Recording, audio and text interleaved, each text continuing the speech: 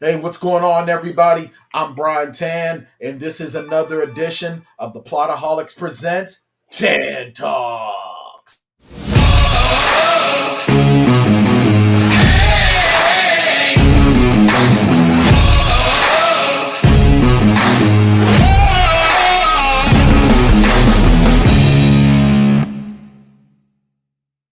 All right, and we're back here for The Last of Us, episode 2. Of course, once again, I'm your host, Bryan Tann, and with me during this trip into post-apocalyptic 2023 in The Last of Us is Melinda Diemickie. I'm gonna keep ruining your last name over and over.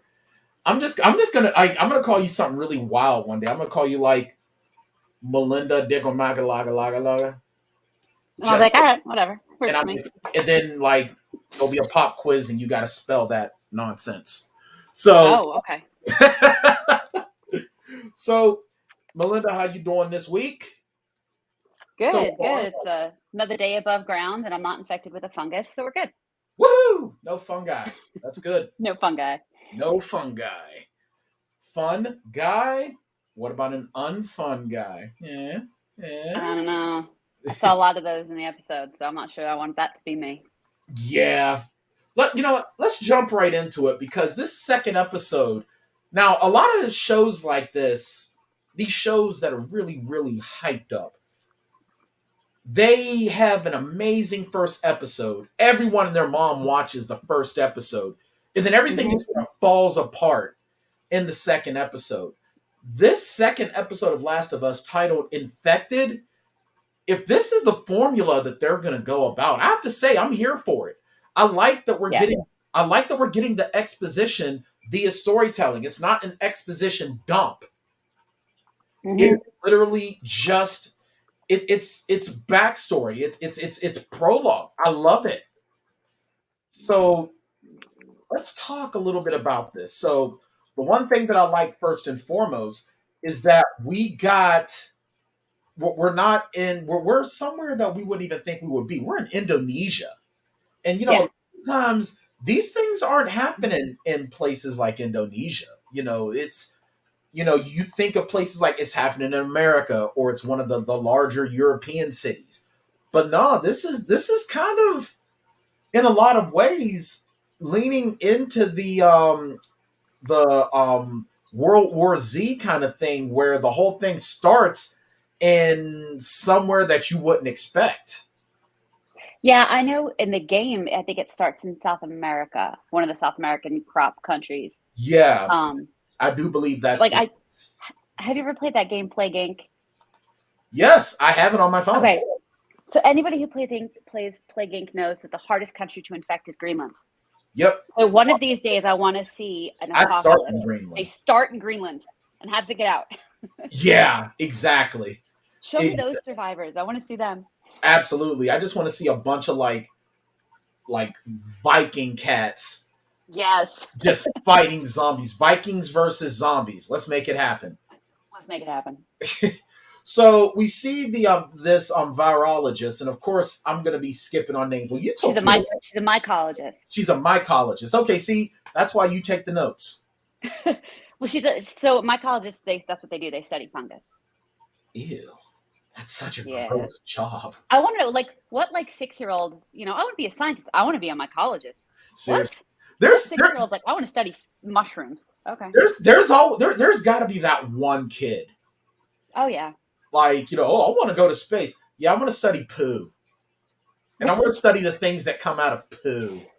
Yep. So, Dr. Ratna, played by Christine Hakim, she number one, she is a really like I really love how we see a bit more like she already knows like we're instantly screwed as soon as she finds out. Mhm. She already knows we're screwed because so for those that missed it, this is your spoiler alert. It says it in the description. If you have not seen episode 2 Infected of The Last of Us on HBO Max, I would suggest you pause, go watch it, and then come back. Okay. Yep. So 100%.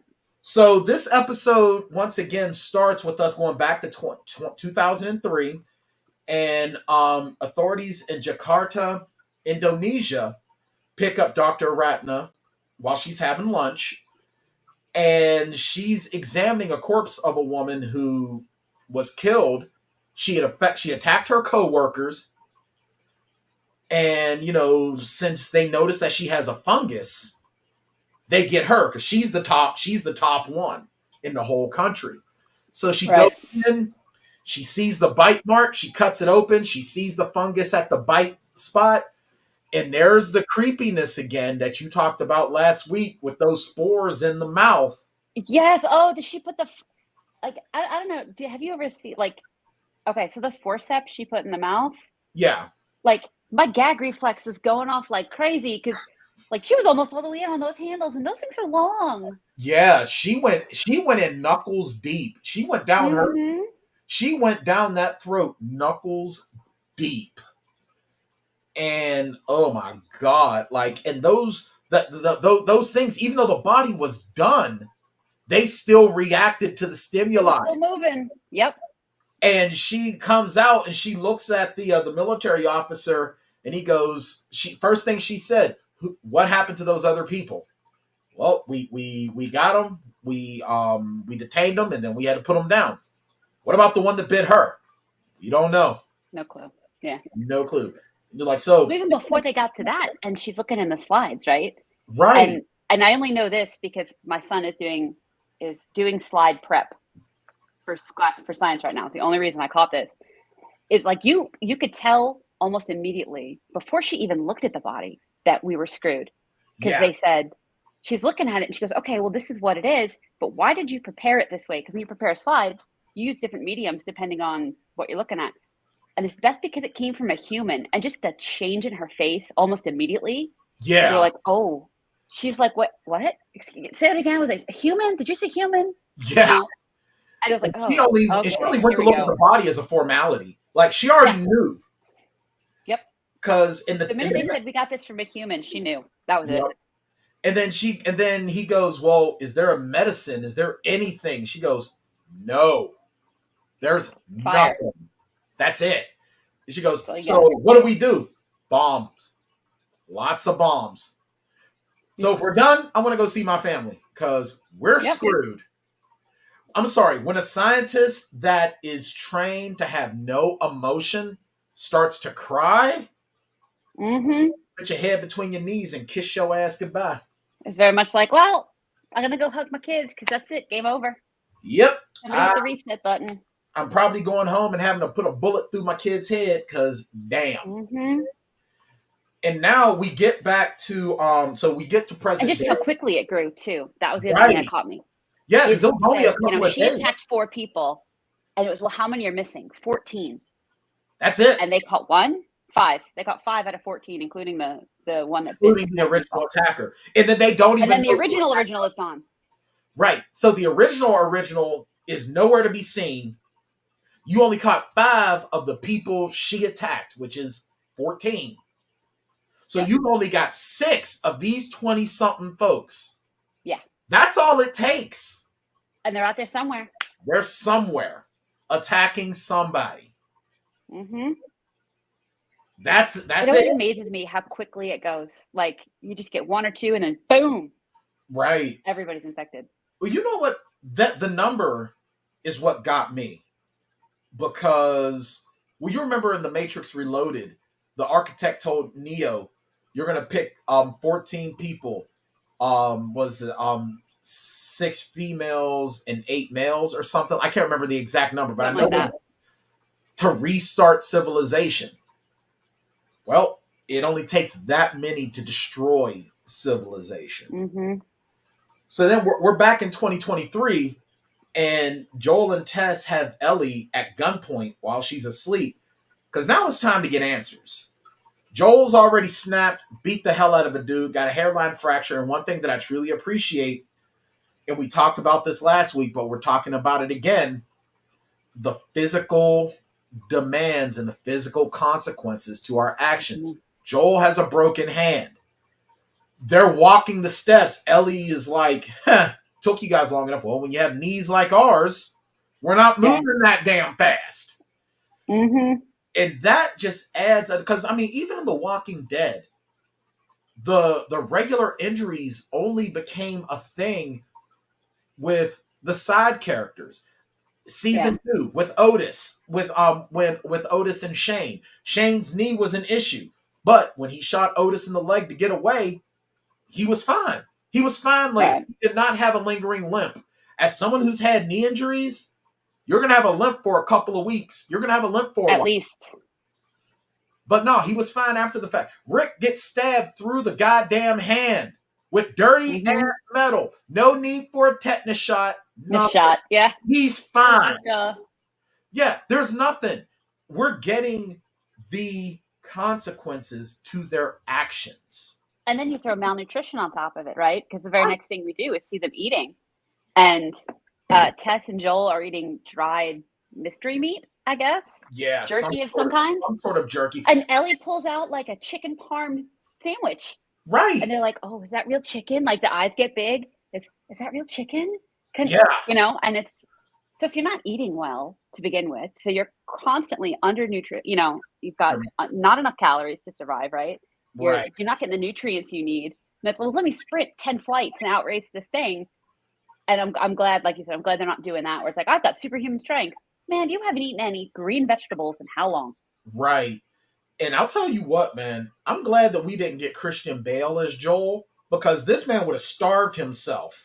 He would have done the research, and Donnie Wahlberg even, because you saw what Donnie Wahlberg did in The Sixth Sense, where he starved himself down to play that role. So, I mean, as great as Pedro Pascal is, it's like, let's maintain our body mass a little bit. It's hard to come back from that. Let's not put our body through complete hell for our art.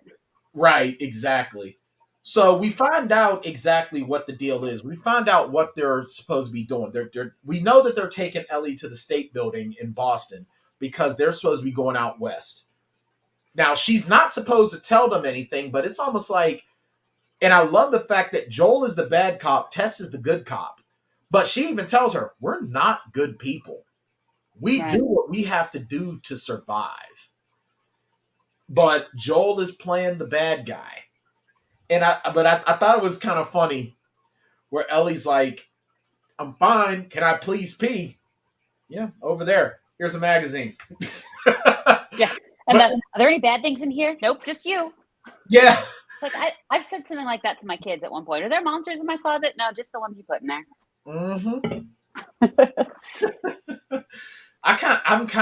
It's probably a good thing that, like, I'm not interacting with small children at the moment, because if they ask me, is there a monster under my bed? No, just the monster I'm putting in your bed. And they're not going to pick up on that right away. They're just going to be like completely and utterly damaged psychologically that they think that I put a monster in their bed. It's like, no, you're the monster in your bed. It's But so Ellie breaks down the whole spiel. But we also find out a ton about, and this is stuff that wasn't in the game. Like, in the game, it's implied that the infected are they're individuals. They're individually infected, but they're not attacking each other, obviously, because they all have the same infection and they're spreading it. But these things are part of a hive mind. And the spores run underground. And I think that's a good idea because, and we talked about this for a bit last week, in the game, you go into buildings where there are spores and that can infect you. But since they're not doing that, I think having it where it's an underground network that can go as far as a mile, that they're all connected to, and they're just shock troops for the hive. Yeah, and we talked about that last week too. You know, they find that in trees, and they the fungus that grows on some trees that have this symbiotic relationship with them. There are entire networks underground that we can't see, and so if the outer edge trees are getting attacked by parasites, that underground network gets it to the inner trees and like, all right, ramp up production of XYZ thing to protect yourself. So that was, I like that they included that, because it's real life making its way in and not pseudoscience. Right, because I mean, you even see Joel checking the spore roots to make sure that it's dry. Because if it's dry, it's dormant, it's done, it's dead. But we see them walking along the dormant infected, and you can see the spores, and they're making sure they don't alert the spores to their presence. And once again, I think that is, yeah, it's not pseudoscience, it's actual science. It's very, very well done. And it actually goes to show that the real life aspect is way more frightening than any sort of pseudoscience you can give. Because again, it's easy to get scared by the monster in the closet. It's harder to get scared when you know more about the monster in the closet because it actually exists. Exactly. And I think that knowing the fact that there is something like this, that yeah, if it does decide, if this does happen, if nature does decide to take this turn, well, we can do. Nah. Like I've always said, as I became older and I became an adult, I was like, you know what? If there's like a zombie apocalypse, like a traditional zombie apocalypse, like a Romero style zombie apocalypse, if I led a band of survivors, we'd be fine. Probably up until we ran into people. But this people are always the issue. But this here, there's no surviving this. No. Like there just isn't. Like honestly, what I'd probably do is like go to the top of a building or something, barricade the door, and just live there. Or something, you know what I mean? But like, am I going to live among people? No. But I'm definitely good. Now you got to stay away from anything green because anything green is going to attack you. It's going to lead the monster in the closet to you. Yep. So we finally get to the State House. And the Fireflies, they're done. Now in the game, the biggest change is that the Fenra is who attacks. Well, before we get the Fireflies, when they're in Constitution Hall, is that when they get attacked by the clickers? Yeah, that's before we find out the Fireflies are done. We're in the museum, and that's where we run into the clickers. Yeah, so one of my biggest beefs with Walking Dead was that you had these intelligent zombies in the beginning, and you didn't hear from them for 10 seasons. And then, all right, let's throw all the variants in season 11. Right. The ones that can climb, the ones that can use tools, the ones that can, and having not played the game, my son is like, oh, well, have you gotten to this character and this creature? And I'm like, I don't know what you're talking about, kid. I didn't play the game. But now I'm starting to see these variants. I don't know if they're variants or is it just like the evolutionary line of this fungus or whatever. But it wasn't, let's wait until the end to throw these things at you. And you're used to this one thing. And now all of a sudden, you've got these other things you're dealing with, and it was right from the beginning. Nope. Here are these other, evolutions that have their own abilities that are different from just, I can outrun it. Right. So now, man, if I sneeze or hiccup, which I can't control, it's going to know where I am. Right. And the clickers, I always hate the clickers in the game. There's just something about those clickers. I think it's the growth. Now, for those that don't know or whatever, basically the clickers they're still humanoid, but they have the fungal growth that's covering their faces. That's covering everything from the nose up. So it's covering the eyes, it's covering the head. So they click and they attack by sound. It's almost like a sonar. And yeah, and that is so scary, especially because when they kill you in the game, their bite is just far more savage than a regular infected. But yeah, and I think that it's expert storytelling because we're 20 years later. We may be seeing these things on screen for the first time, but these things are there. They exist. And yeah, I'm glad that they're giving them to us because it's like, yeah, this is a thing. This is a real deal. And I especially like the fact how everything is all desolate, and Ellie is like, well, where are they? And it's like, well, it's not like how they talk about it inside the quarantine zone. But the reason why their numbers grow in the city is because people are trying to come to the quarantine zone. They get bit, they join the hive, and that's what does it, no matter what. And Ellie even asks about them, and she goes, well, you mean there aren't these, creatures that just explode and infect you? And they're like, no, people just tell stories. You know how it is. And that's like, well, actually, maybe not. These things actually do exist. Right, exactly. And I think that a lot of that is from the game. It's been a while since I played the game. I definitely do. I have to start playing the game again. But yeah, and I think that, I love the fact that we're going into the mythology of it. I love that we're in, we got the experts that are educating us. And once again, but it's not an exposition dump. It's all in dialogue. It all feels natural. Mm-hmm. So we go into the so Ellie gets bitten yet again, and she's just annoyed. She's funny. See, if it happened to happen to somebody, at least it was me. And I'm like, really, girl? You're like, what, 15? Come on. Right. But then we discover later on, once we get to the state house, that Tess has been bitten. Now, once again, I knew it was coming because I've played the games. But once again, this is so much worse. And I felt my skin crawling because first now, and we've seen the heroic sacrifice in this medium before. The Zippo just lights right away. You say something real cool, and then boom. Yep. No, Yep.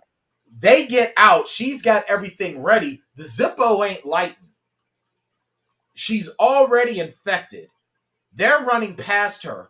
You can tell she's terrified, and they're ignoring her kinda because she's one of them. But then one comes over, and then we get to see the mouth. Can we talk about that for a minute? Ooh. I have never been anti mouth on mouth contact really in my life until that moment.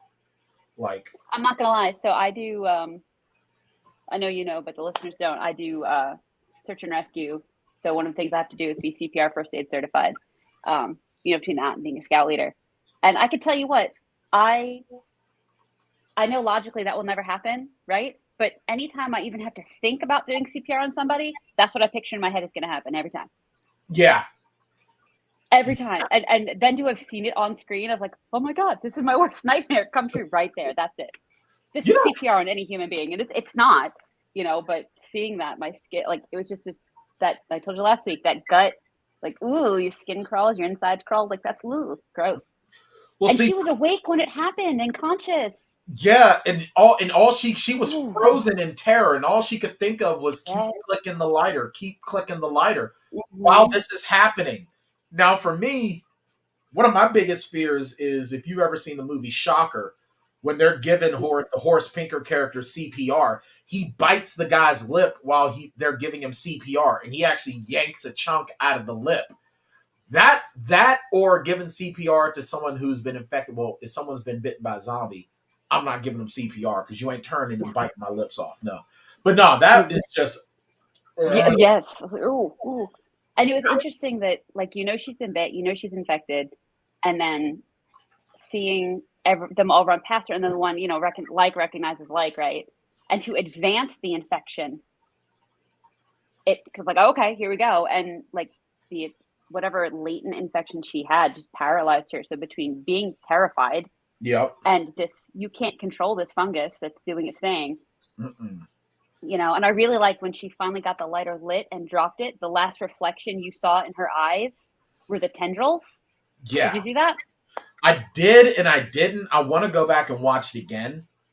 Like, this is one of those shows that you really have to go back to. You got to go back and watch the episode. Like, all right, you got the story. Now you got to go back for the visuals. Yes. Because there are things you're going to miss.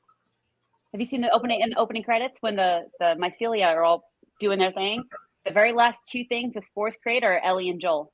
Yeah, I did know. And I didn't catch it until the second time. Right. And you know what? I didn't either. So when I saw that, it was real cool. HBO has say what you will about their TV shows. Say what you will about the way Game of Thrones ended. Say what you will about House of Dragons. Their opening credits are always on point. And they're also similar, though. Like I was thinking back to Westworld and how Westworld the credits roll. Yeah. And Game of Thrones and the scroll. And now this, they've kind of they've got this love affair going on with this kind of side overview scroll. That they've got going on. Because I had it in Westworld too, where you come across the body and the camera just kind of tilts. Yeah, absolutely. It's kind of, what it kind of reminds me of in some ways is the Marvel Netflix shows and the way their opening credits were. I'm trying to remember now because I only watched Daredevil and Punisher. All right, well, it's been a while. All of them are they're similar, but the music gives them a different feel and a different tone. Like, you've got Daredevils, you've got Punishers. Jessica Jones's is very, very detective noir. Luke Cage's is Okay. very, very urban, and Iron Fist is, Asian centric. You, it's the same thing with these HBO opening credits. Is the music? Granted, you see the similarities, but they all feel so unique and so Yes. different, and it's so cool. And you get a feel for what you're getting into without knowing what you're getting into. Right. And even if you have an idea of what you're getting into, it still just sets the stage. It's just Yes. and it's so well done. So this here is episode 2. It's a 55-minute thing. It's significantly shorter, but a series premiere is always going to be a lot longer. I believe that all the rest of the episodes are going to be at this 55 to 60-minute range. And this is doing a great job of putting a lot into what feels like a small amount of time, because that hour flies. Yes. It flies. Let's see here. So what was your favorite part? Like, I very distinctly, there was a part I was like, I have to talk about this scene, this little bit when I chat with Bryan later. So what was yours? If you had to just pick, like, what was your favorite? Or favorite's probably the wrong word, but I think if you could only talk about one scene. If I could really only do one episode on an entire scene, I would go with the prologue with Dr. Ratna and Hidayat, because in this genre we don't get enough of what happens pre. It's always after the fact. That's why Fear the Walking Dead was so great to me. I love Fear the Walking Dead so much, because we got to watch society slowly fall apart. And I love seeing the characterization. I love seeing that was so well acted. Like, the main story is, of course, well acted. You know you're going to get good stuff with Bella Ramsey and Pedro Pascal. But the acting at the beginning, and how this doctor went from cool, calm, collected, eating her lunch, to being in a frightening situation where military police are coming to grab you, but she's still cool, calm, collected. Mm-hmm. And then just how her whole vibe changes, and how this military officer is like, well, something can be done, right? Right? Right? You're telling me there's a chance? Nope. And then you see that terror. Like, he's staying cool, calm, and collected because this woman is the smartest one we've got. She can fix this. And when that oh shit moment, when he realizes, nope. That was such great characterization. I'm curious as to what happened to them. I seriously want to know what happened to them. Yep. I really do. Like I said, the main story is, I've played it. I love it. I think it's fun. But that opening just... Yeah, it gets you. It got me. What's yours? So, forever the student of music, all right, let me rewind this. I don't do horror. I don't do horror movies. I don't read horror outside of Stephen King. It's not my jam. I had a friend once tell me, if you want to watch a horror movie, mute it. And you should be able to get through it, no issues, because it's the music that plays with you. Yeah. Not necessarily what you're seeing, but the musical cues, you register them before you see anything. Right. So when you first go into the hotel, and you get the ducks in the pond, and your brain goes, oh, okay, something's gonna pop up out of the water. That was the vibe you get, because you don't know that it's in the hotel at that point, right? This is like a lake. Right. Oh, of course, the jump scare is something's gonna come out. Right. It comes out. And then you hear that ding, it's a goddamn frog on a piano. Right. Popping down the thing. And so, as much if I had to do a whole episode like you, it's on the prologue. I love that bit. That's what I want to know. But probably my favorite scene was that piano hopping frog, because it was so unexpected, and it played on that. You're waiting for that high pitch, that Jaws, that dun sound. Right. Sure, it's going to happen. And it's a goddamn frog on a piano. There's nothing coming out of the pond. It's a frog. Right. It's playing the just a piano, frog. and that's the scary part. It's just a cute little frog, just existing, and cute, just doing his thing. But I'm also afraid of frogs. But I'm afraid of frogs though too. Like I saw a frog once, and my ex-wife was like touching. I was like, no. Like they're slimy. They just like I never understood how little boys could handle salamanders and frogs and like creepy crawling. See, underwater, I'll chase after them all day. Fish, anything. Underwater, I will touch what I'm not supposed to, but I would like, oh, let me touch this fish. This is super cool. On land, no thanks. I'm good. Bro, I love fishing, but I don't even want to take a fish off a hook because I actually got stung by a dorsal fin once. Oh. I never want that feeling ever again. So it's like I want to go fishing and then I have to have someone else take the fish off the hook for me. Because it's just not, that poor fish is going to have me stand on it so I can take the hook out. Yoink. And then just grab it by the tail like this and go. Or maybe we got through that. We got through that frog scene. Like, I got to talk about this on the show because that was just. That frog scene, you know what? I'm so glad that you brought that up because that had me very tense as well. I was waiting for infected to come out from under the water because I'm not expecting them to give me a shot for shot of the game. Because if you play the game, that's boring. I'm expecting something to happen. And it was just the frog.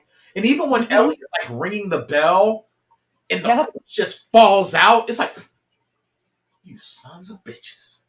Yeah, it was at Indiana Jones at the beginning of, was it not Temple of Doom? Raiders. Oh, sorry. When it just pops out and it's like, ah! Exactly. But that's exactly. The piano got you amped. It's like something's gonna happen, and then it's like, oh shit, it's just a little frog. And then I felt silly because I got scared and amped up over nothing. Yeah, Kermit scared me. There's a jump scare from Kermit. Thanks a lot, Kermit. Seriously, that's why you're married to Miss Piggy. All right, so we're gonna wrap up here. We're gonna bring Bartender Smiley in so we can tell you guys exactly how we're gonna rate this episode. But before we bring him in, 55-minute episode. This is currently sporting. Let me see here. Infected has an approval rating of 83% based on 6 reviews. That's as of right now on Rotten Tomatoes. Has an average rating of 8.8 out of 10. Anna Torov's performance as Tess has been getting huge acclaim, rightly so. It's really difficult when you know a character has to leave you so soon, but they're played so well because you want them back. It's almost like the Aerith effect for me. Except with Aerith, we didn't know we were going to lose her. Oh, I had so much PTSD from that game. Oh, I still do. Like, I almost don't want to get to that point in, I don't want to get to that point in the Final Fantasy remake because now that she's so well shaped out in the game, it's like, this is going to hurt even worse. Well, I'm hoping we don't. I'm hoping we're getting that differing path because it's been, it was similar, and then went off the rails.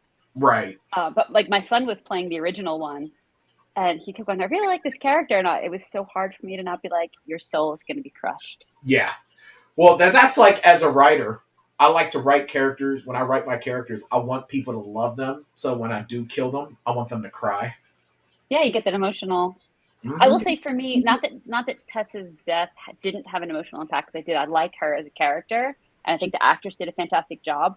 I didn't know when, I figured, because you always hear about Joel and Ellie. You don't ever hear about Joel, Tess, and Ellie. Right. I was like, well, she's going to bite it eventually. I just didn't know it would happen so soon. Right.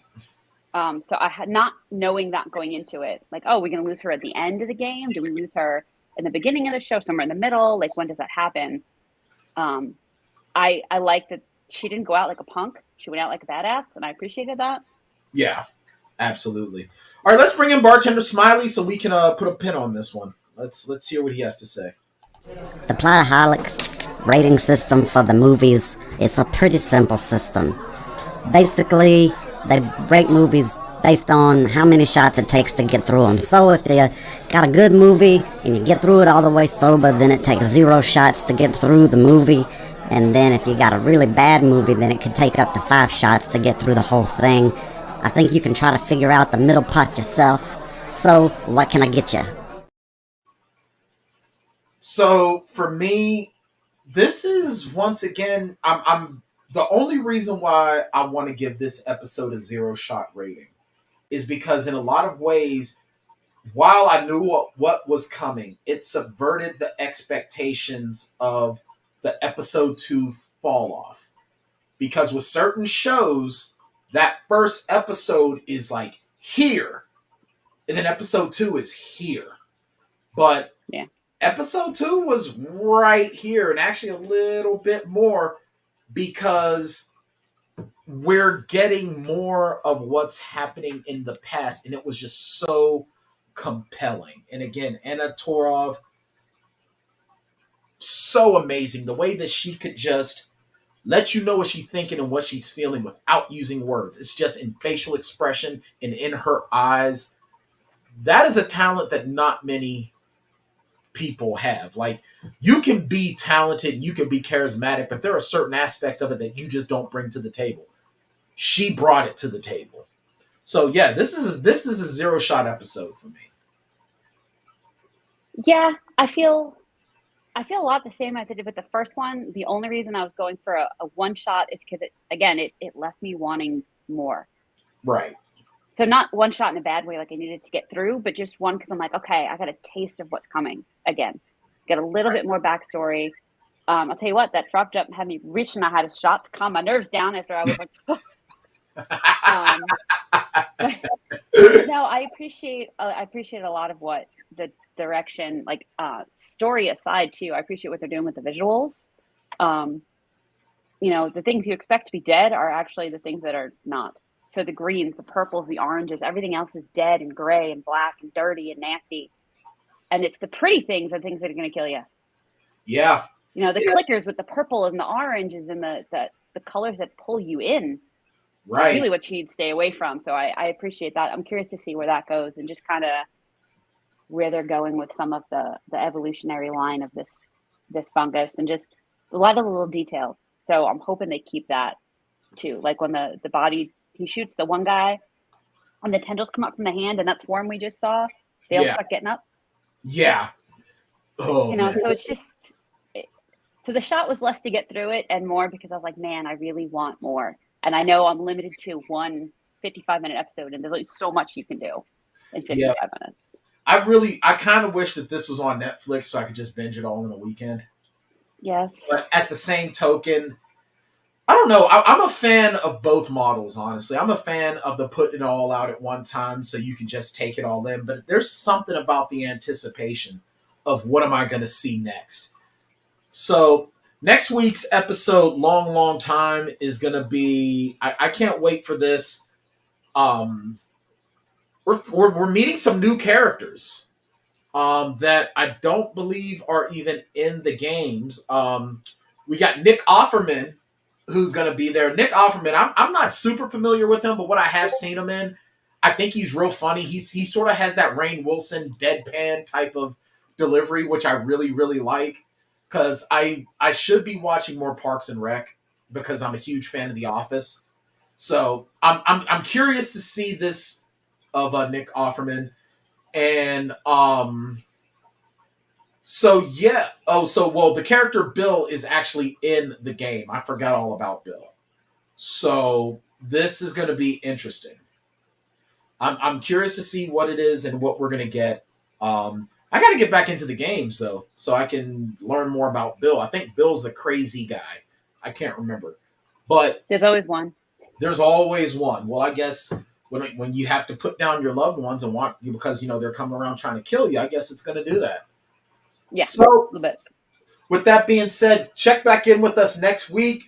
Click like, leave us some comments. We'll probably talk. You leave us a comment. We'll talk about. We'll discuss it. Make sure you go to Plotaholics.com to get all of our content this week on the Plotaholics podcast. We're going to be doing the Nicolas Cage film, and I can't remember exactly what it is off the top of my head. I guess the indescribable weight of being famous. I think.